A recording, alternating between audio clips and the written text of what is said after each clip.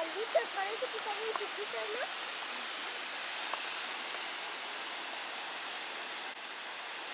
Hermoso, bastante hermoso. Hola amigos, bienvenidos a mi canal. En esta ocasión vamos a visitar un lugar hermoso aquí en mi pueblo, de donde soy originario, de Santiago Nuyó, acá en Tlaxiaco, en el estado de Oaxaca, en este bello país que es México.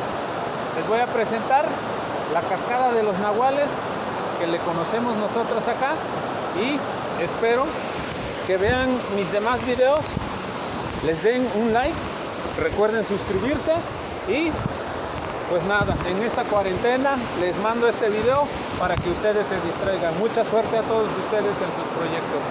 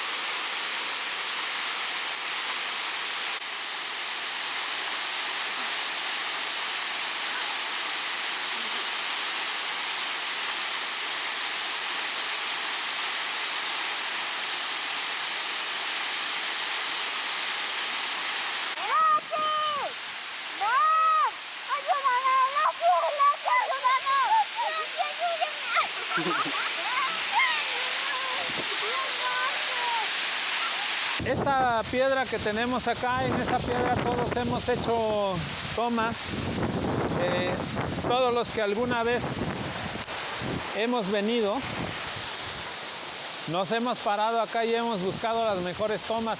A todas las personas que han venido a este hermoso lugar, denle like.